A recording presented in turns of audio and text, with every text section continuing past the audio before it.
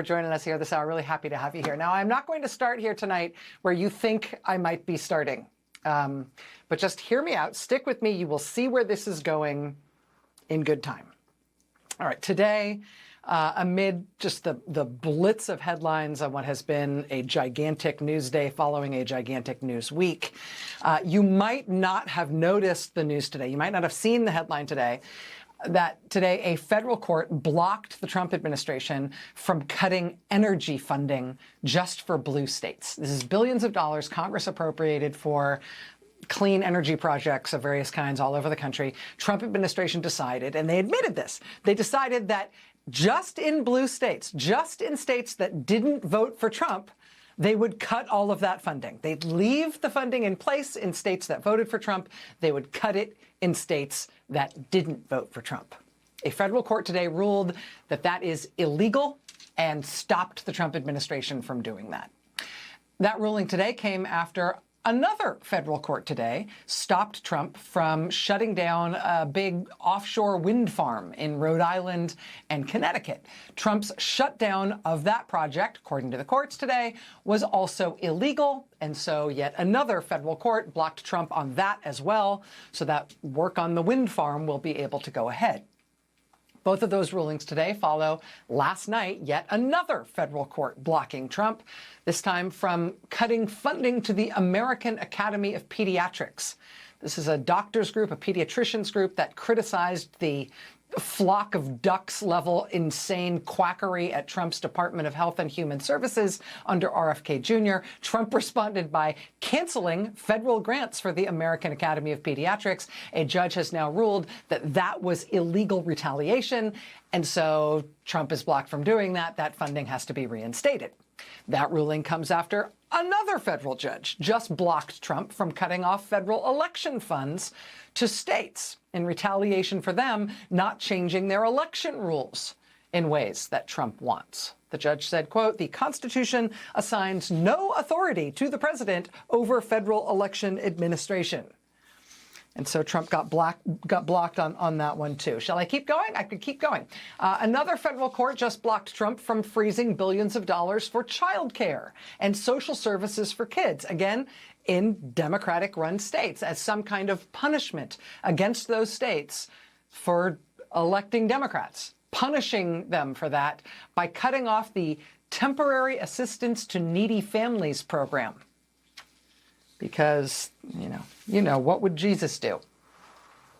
Trump was also just blocked from doing that by yet another federal court. It's almost like he is losing all the time and everywhere now.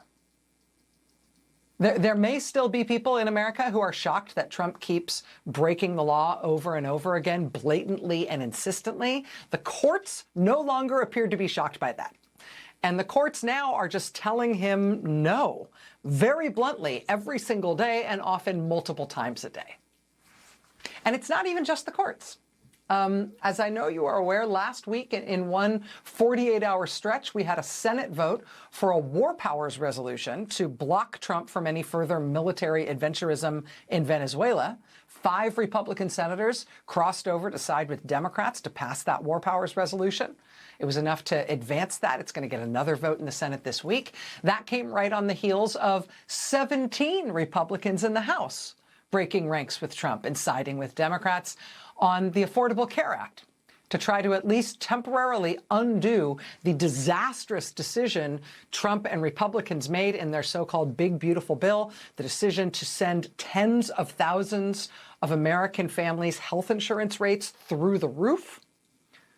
17 Republicans crossed over, defied Trump, and joined with Democrats to pass that health care matter in the House. Now it's going to come to the Senate. Trump is now whining about how he might have to veto it if and when it passes in the Senate as well, because he definitely wants to make sure that people's health insurance premiums double or triple in cost for nothing other than something that he personally did. He apparently wants that.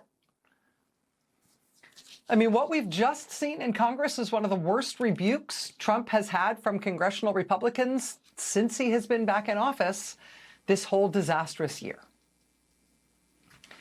And I got to tell you, this didn't get as much attention as it should, but right on the heels of that biggest rebuke that Trump has had in Congress, those series of decisions, both in the House and the Senate, Republicans crossing over to join with Democrats to rebuke Trump on multiple policy issues, right on the heels of the Senate giving Trump a one-finger salute on Venezuela and the House giving him a one-finger salute on what he did to people's health insurance. This did not get enough attention, but did you see this? Look, headline, Congress is rejecting Trump's steep budget cuts to science. Lead. Congress is racing to undo thousands of cuts to federal science programs that President Trump called for last year. Trump is trying to cut the National Science Foundation 56%. Congress is now saying they will cut it less than 1%. Trump wanted to slash NOAA, the National Oceanic and Atmospheric Administration. You know, the weather. Congress's budget for NOAA is no cuts to NOAA, flat funding for NOAA. Trump wants to cut basic research, which has been the lifeblood of American technological innovation since World War II. Trump wants to cut basic research more than 33%. Congress instead is bumping up their budget, bumping up the budget for basic research by more than 2%. Trump is demanding all these cuts to science, and Congress is saying no, and this is a bipartisan thing. This started in the Senate as a bipartisan agreement. Last week, the House voted for it as well. I know it's like muscle memory to assume, A, that Congress does nothing, and B, if they ever defy that rule and do something, it's always something bad. But that is changing a little bit here. And it's changing all against Trump. And Republicans in the House are down to such a slim margin there now that if every Democrat is present, at the moment, Republicans can only afford one defection on any given vote. They can only give up one Republican vote in the House and still pass things that their leadership supports. And they know they're going to get walloped in the midterms. And with moderate Democrat Mary Peltola announcing today that she's going to run against the unpopular Republican Alaska Senator Dan Sullivan, that means that Democrats are getting pretty close to a shot at taking over the Senate in the midterms as well. They've got a shot at taking over the Senate in addition to the near certainty that they will take over the House. We've got the courts pushing back harder and harder, and now apparently losing that sense of shock they had that the administration really is just blatantly breaking the law all the time. The courts are finally getting it and pushing back and seeming to understand what it is they're up against. We've got the Congress, believe it or not, in some ways pushing back, while simultaneously Republicans are losing any hope of hanging on to power in Congress. It looks like the Democrats will be taking over. Today, Democratic U.S. Senator Mark Kelly brought a new kind of fight against the Trump administration. He brought a high-powered lawsuit against Trump and against Pete Hegseth and the rando art collector fundraiser guy who Trump inexplicably named to be Navy Secretary. Senator Kelly is suing to block their efforts to reduce him in rank and dock his retirement pay for the grave crime of saying out loud the true statement that U.S. service members are supposed to disobey illegal orders. He's now suing them for that. Speaking of suing the Trump administration, the city of Chicago and the state of Illinois and the state of Minnesota and the cities of St. Paul and Minneapolis have all brought major lawsuits tonight against the Trump administration to try to stop the attack by Trump's federal agents on those states and those cities. Trump's attack on Minneapolis in particular has been absolutely chaotic and bizarre and totally incoherent, even more so in the wake of the killing of Renee Nicole Good last week by an ICE officer who last week shot her 3 times through her windshield and her open driver's side window.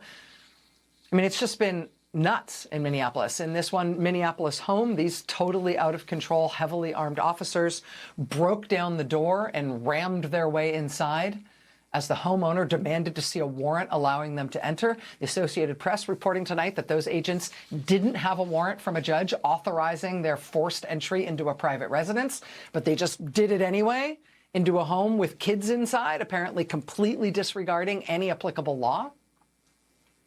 This was today in Minneapolis as well. A man named Christian Molina, a U.S. citizen, was driving south on 36th Street in South Minneapolis. He says he inadvertently made eye contact with an ICE officer who was lurking in an alley watching cars go by. The ICE agent then chased him and literally rammed his car into Mr. Molina. Rammed his car into Mr. Molina's vehicle, into the rear driver's side of his car, and then demanded that Mr. Molina show his papers. Mr. Molina is a U.S. citizen. According to the Minneapolis Star-Tribune tonight, quote, as agents confronted Christian Molina, dozens of community members came outside to disrupt them. The people who responded to that scene included a Minneapolis City Council member who told the paper that after Mr. Molina told the agents he knew his rights and that this was an illegal stop, and he didn't need to show them anything. And after all of those people poured into the street to support this guy, the agents, I kid you not, what did they do? They set off 2 tear gas canisters in the street and then ran away. That was their contribution to public order and safety in South Minneapolis today. Here's another standoff from this weekend. A woman in Minneapolis ordered DoorDash, and ICE apparently chased the woman doing the delivery for DoorDash, chased her into the customer's home where she was dropping off the food because she works for DoorDash. The homeowner, in a fit of righteous rage, absolutely stood her ground and told ICE that they were not coming into her home to get this woman, that they needed a warrant to do it, and if they didn't have that warrant, she was not letting them in. And she called the cops on them, and she called her neighbors, and her neighbors came out, and everybody was standing there blowing whistles and yelling at them, and eventually they left, and they drove away without the fricking DoorDash driver who they were trying to pursue like she was Osama bin Laden into the caves, right? They fled, they left, they drove away after terrorizing everyone in that home and on that block. Even today, an hour outside Minneapolis, in St. Cloud, Trump's agents, dozens of them, tried to muster some kind of military-style show of force at a mini-mall parking lot in St. Cloud, Minnesota. They were soon surrounded by hundreds of local residents telling them to get out. They were so overwhelmed with the way the neighborhood responded, Trump's agents got stuck there in the mini-mall parking lot. A Democratic state senator had to intervene to ask the crowd to please let the federal agents leave because they otherwise couldn't. Finally, after about an hour, people allowed these tough guy masked agents to turn tail and leave with their tails between their legs. This is how they're conducting themselves. They would appear to have absolutely no clue what they are doing. This is not what professional immigration law enforcement looks like. What this looks like is military-style weapons and gear given to masked, unbadged secret police who appear to have learned their tactics by playing video games about real wars and fantasizing about being scary to women.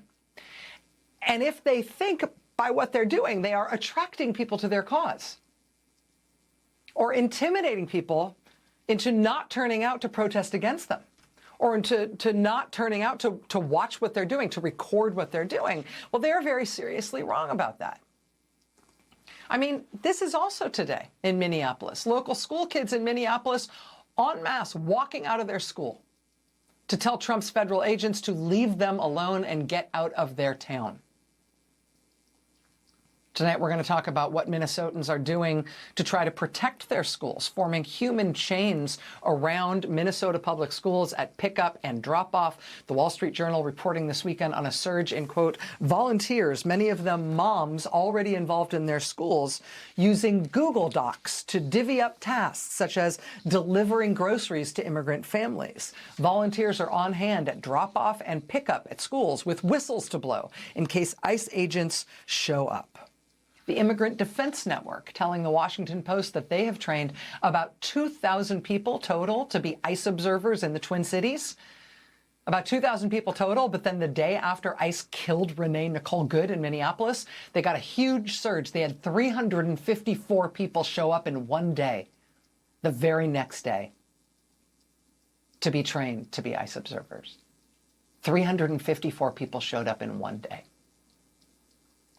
Here today is Minneapolis's Mayor Jacob Frey, flanked by the state attorney general and other state leaders, talking about their big new lawsuit against the Trump administration. The mayor saying, quote, Donald Trump should know that as long as federal agents are in our city acting unconstitutionally against our neighbors, we will continue to push back with everything we've got. Here are Democratic members of Congress turning up at the local ICE detention facility, the local ICE jail in Minnesota, demanding to be let in because as members of Congress, they are allowed by law to inspect any federal facility like that at any time with no notice. But these members of Congress were nevertheless turned away. Today, Democracy Forward went to court to force ICE and force the Trump administration to let those members of Congress in because that, in fact, is the law. And again, if they were hoping that their shambolic and chaotic violence would dissuade Americans from standing up to them, well, they do not understand Americans. They do not understand how we are wired. It is having the opposite effect. These were some of the huge protests this weekend against ICE and Trump in Minneapolis. And it wasn't just in Minneapolis. It was literally everywhere over these last few days. This was downtown Colorado Springs, Colorado, where Renee Nicole Good is originally from. This was a big protest this weekend in New York City against ICE and against Trump. And it wasn't just big cities like Minneapolis or even New York City. This was Clayton, Missouri this weekend. Clayton, Missouri. This was Memphis, Tennessee this weekend. This was Washington, D.C. this weekend, including protests outside the White House. And hold that thought because there's something else that's going to be happening in Washington, D.C. tomorrow that you're going to want to know about. We'll have more on that in a moment. This was Boston this weekend, really big crowd in Boston protesting against Trump and against ICE. This was Carson City, Nevada this weekend. This was a protest this weekend in Huntington Beach, California, a famously MAGA city in Southern California. People out this weekend, they're protesting against Trump and against ICE. This was a really big protest this weekend in Texas, San Antonio, Texas. This weekend, there were big protests in Houston and in Dallas and in Fort Worth, but a big one in San Antonio. This was South Elgin, Illinois. This was Providence, Rhode Island this weekend. Last week, we told you about locals in Roxbury, New Jersey, protesting furiously and repeatedly against plans to build a new ICE facility in Roxbury, New Jersey. They protested this weekend against ICE and Trump. We're told that Roxbury is considering a resolution on that proposed ICE facility tomorrow. The mayor is expected to speak on it. This was Fairbanks, Alaska. Protest against Trump and ICE. The temperature at this protest in Fairbanks was minus 25 degrees. And look at people turning out to protest against ICE and the Trump administration.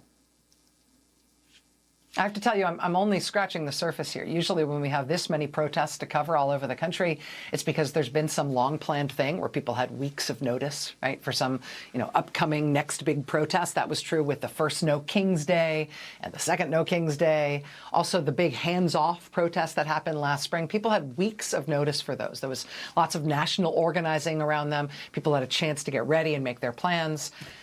What happened these last few days was not that. This was essentially spontaneous, a spontaneous reaction to the killing of Renee Nicole Good. And it happened everywhere. Well over 1,000 protests taking place over these last few days in every state in the country. And some of them, yes, were loosely organized under the same banner, under the name ICE Out for Good, honoring Renee Good. But again, this was not a big, long lead time national organizing thing. This was spontaneous and instinctual everywhere. And so today's one of those rare days when I can actually show you the protests, not by just me individually giving you like first-person coverage of every protest by people who were in them. I can actually today show you media coverage and headlines about the protests because every news outlet in the country covered these protests over the past few days. They were big, they were instant, they were instinctual, they were spontaneous, they were self-explanatory. They happened for a clear and obvious reason that everybody in the country instantly and instinctually understands. And so every paper in the country, every news source in the country had headlines like this. The Associated Press: anti-ICE protesters assemble across U.S. after shootings in Minneapolis and Portland. USA Today: thousands march in Minneapolis and elsewhere to protest ICE. New York Times: anti-ICE protests spread nationwide. CNN: anti-ICE protests held across U.S. after agents' fatal shooting of a woman in Minneapolis. NPR: nationwide anti-ICE protests call for accountability after Renee Good's death. Daily Beast: anti-ICE protesters flood 500 cities days after Minneapolis killing. The Guardian newspaper in London: U.S. protests condemn ICE killing of Renee Good and, quote, a regime that is willing to kill its own citizens. Looking around the country, you see this everywhere. Salt Lake Tribune: ICE out for good protests unfold in Salt Lake City and other Utah cities after Minneapolis killing. WFAA in Fort Worth, Texas: hundreds gather in Fort Worth for ICE out for good protest. In Nebraska, KETV: ICE out for good protest draws protesters to central Omaha, Nebraska.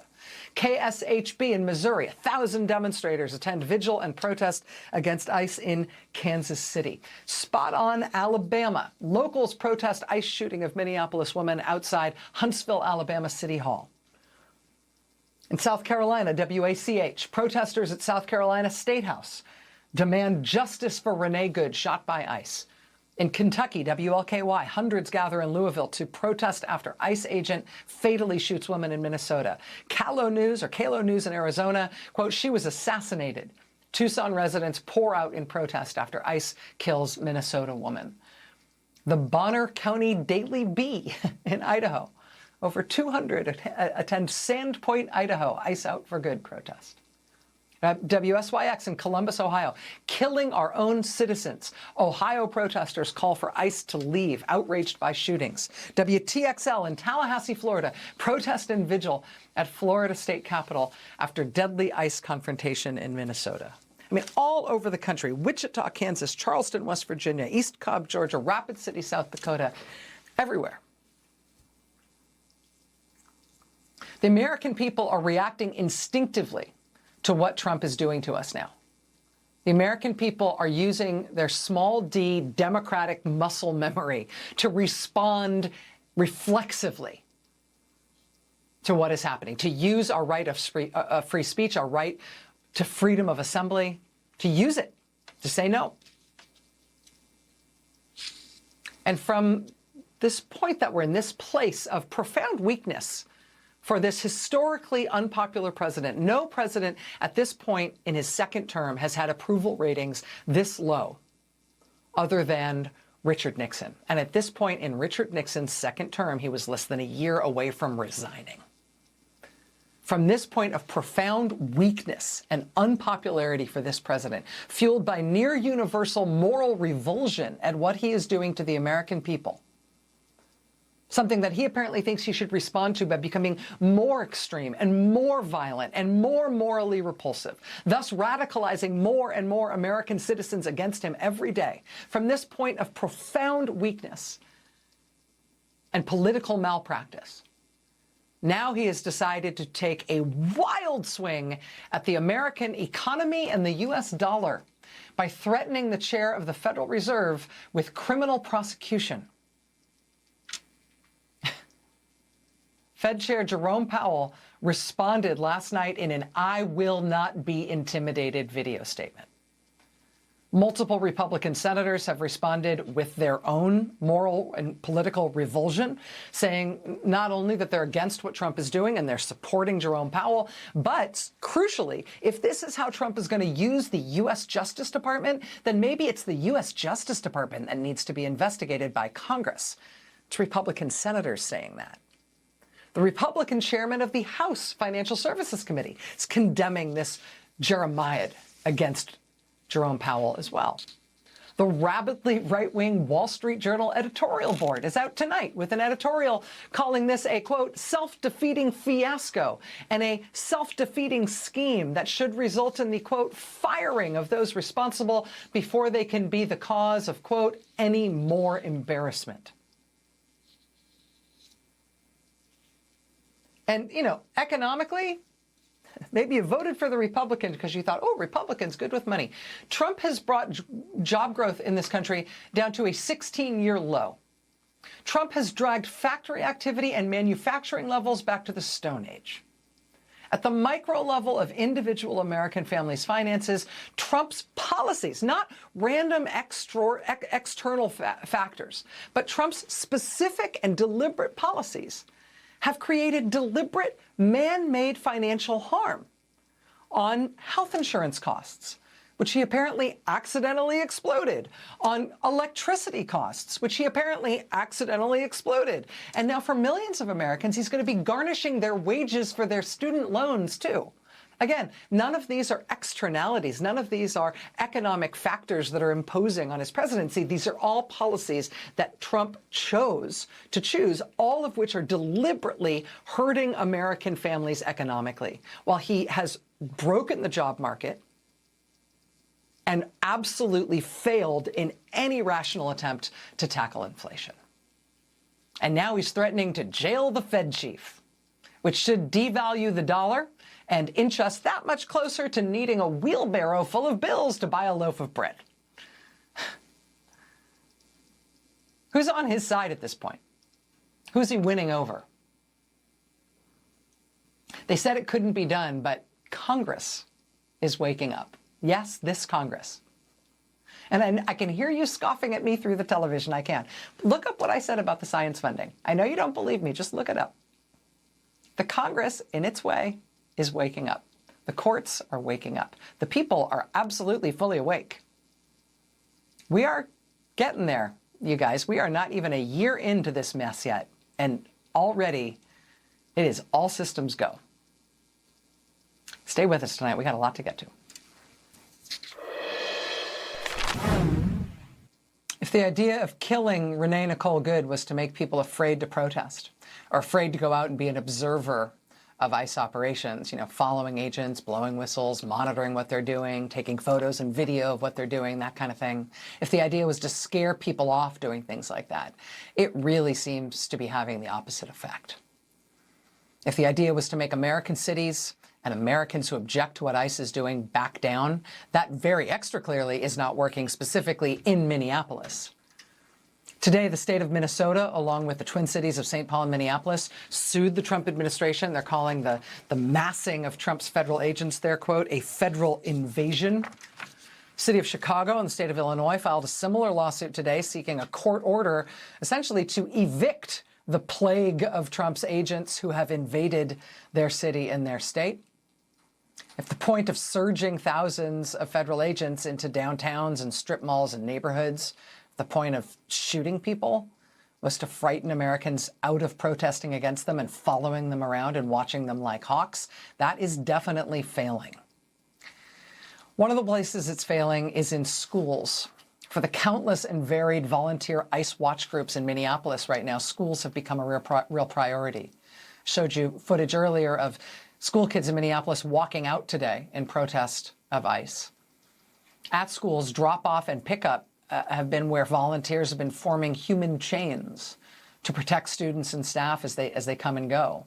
The group Take Action Minnesota telling the Wall Street Journal that they've mobilized around 1,000 volunteers, mostly parents, for public schools in Minneapolis. Volunteers have been showing up at drop-off and pickup. They've been signing up to help immigrant families, delivering groceries to them if that's what it takes, if they're too afraid to leave home. But they've got whistles when they're doing this work, whistles to blow in case ICE shows up, to let everybody know what's happening, to give people a chance to protect themselves. One leader of Take Action Minnesota telling the Wall Street Journal, quote, we wanted to have folks ready to respond. Amanda Otero continuing, quote, everyone is all aligned. We don't want ICE in our schools. Joining us now is Amanda Otero. She is a Minneapolis parent. She's co-executive director of Take Action Minnesota. Ms. Otero, I really appreciate you taking the time to be here tonight. Thank you. Thank you for having me, Rachel. We showed a bunch of footage in the previous segment about some of the really chaotic violence that's been carried out by Trump's federal agents in your city, and the way people are responding both to the killing of Renee Good, but also responding spontaneously when those acts of violence are happening around the city. Let me just ask you, how you're doing, how your community's doing, how you think people are holding up? You know, I'm really angry. A lot of us are angry. Let me take you back to last week, Tuesday morning at my child's preschool, as 3 and 4 and 5-year-olds were getting dropped off in their little snowsuits.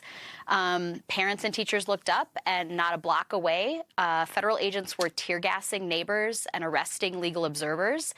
Parents and teachers worked quickly to get the kids inside and safe, and that's becoming a daily occurrence here in our neighborhoods. And so I'm feeling devastated at the trauma and the terror that we're putting our kids and our neighbors through.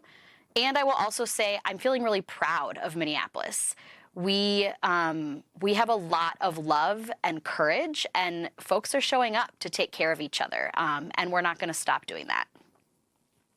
In terms of folks showing up, we've heard from some nonprofit groups and some sort of recently formed activist groups saying they've seen a real surge recently in volunteerism, in people wanting to do this kind of ICE observation or kind of community response work, especially in the past week, especially in the week of Ms. Good being killed by an ICE agent. Have you seen the same surge in interest at your organization? Absolutely. You know, we have had a surge of federal agents on the ground since December 1st, when Operation Metro Surge began. And every day that goes by, more and more people are joining us and playing all kinds of roles. As you've mentioned, ICE Watch and patrolling pickups and drop-offs, but also giving rides to students to school, delivering groceries for families, running errands for them, doing everything we can to keep our neighbors safe. In terms of the kind of involvement that you're seeing, are the people who are volunteering and working with your organization doing those kind of things you just described, is it generally people who have an activist history, people who've been involved in other sorts of activist groups and other issues over the years? Or are you finding that just regular civilian folks who've never really been involved in things before feel like this moment is different and this is a time to get involved even if they haven't done this kind of work in previous parts of their lives? I do really feel that everybody whose values are being violated by this violence on our streets, many people who haven't necessarily, as you say, been an activist before, are doing something. And there's a lot of roles to play. There's a lot of ways to plug in, and people are really, meeting the moment.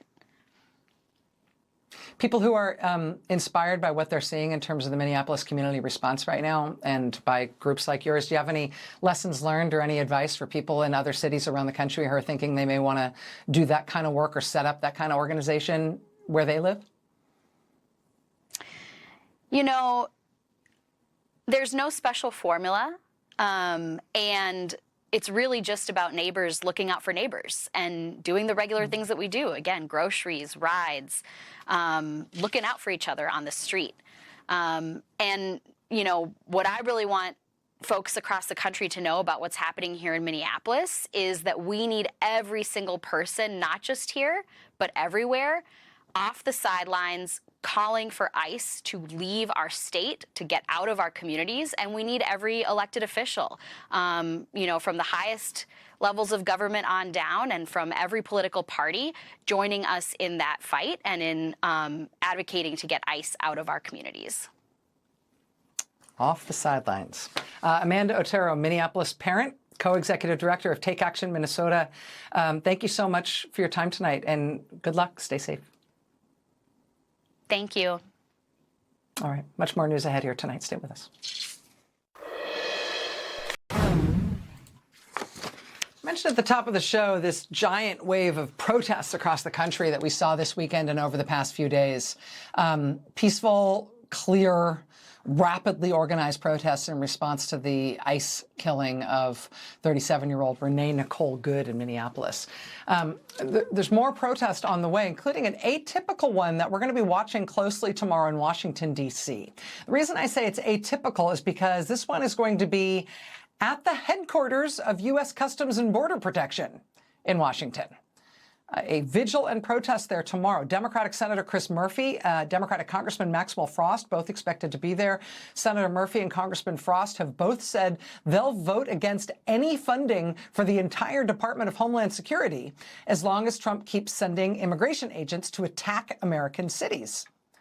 Ahead of that protest at CBP headquarters in D.C. tomorrow, organizers are asking Americans to do their part wherever they live. The group Indivisible is one of the organizers. They're urging Americans to contact their member of Congress, no matter who your member of Congress is, to tell your personal member of Congress that they need to vote no on any funding for the Department of Homeland Security unless DHS changes the way federal immigration agents are operating. The message from Indivisible is, quote, tell Congress to rein in ICE now.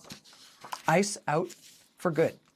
Joining us now is Ezra Levin. He's the co-founder of Indivisible. He's which is one of the organizations behind tomorrow's rally and vigil in Washington. Ezra, it's nice to see you. Thank you very much for being here. And great to see you, Rachel.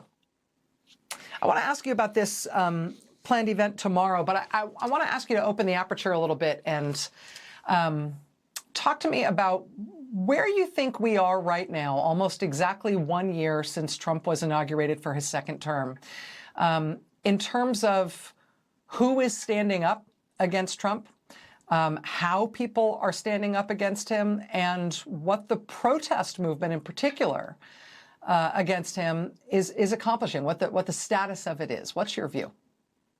Rachel, I hate to take us back to early 2025, but if your viewers don't mind, I'd like folks to remember how dark everything was back then. It wasn't just that Trump was coming in with his regime and his Project 2025 agenda. Everywhere we looked, elites were collapsing, whether it was media institutions or law firms or universities or leaders of the Democratic Party. They were looking for ways to just bow down to Trump.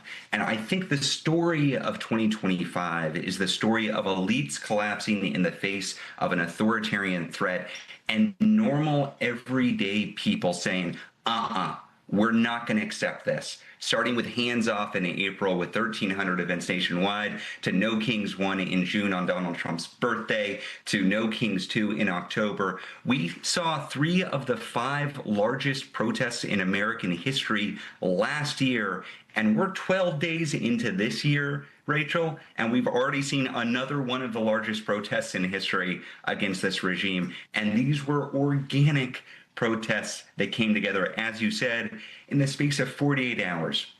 So I think where we are now is, one, an authoritarian regime that is undeniably weakened compared to where it was a year ago. Its support is drastically lower. It has met defeat again and again and again at the ballot box and in the courtroom and in the court of public opinion. And also, us pro-democracy Americans, we have not won yet, because a weakened authoritarian regime is in many ways more dangerous. And I hate to say this, Rachel, but I believe it to be the case. I think it's going to be worse before it gets better, but I think it's going to get better because we're going to make it better. We saw what making it better looks like. We saw organic outrage, which is the responsibility of Americans everywhere to display outrage right now at what this regime is doing. That outrage is our job.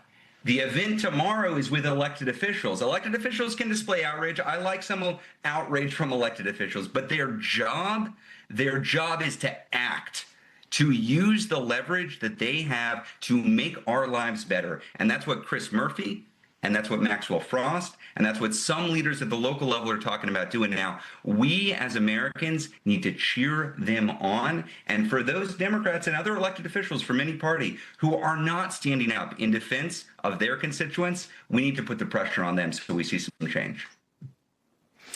Ezra, I started off the show tonight talking in part about what's going on in Congress, where we do actually see some signs of life. The War Powers resolution against what Trump did in Venezuela in the Senate, the discharge petition in the House on health insurance premiums, on the Affordable Care Act, even an effort that didn't work, but a serious effort mounted to overturn 2 Trump vetoes.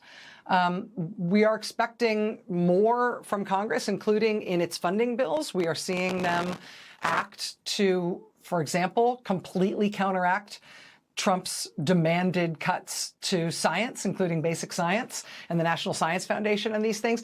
And I can feel through the ether people responding to that by dismissing it and saying, oh, Congress doesn't matter.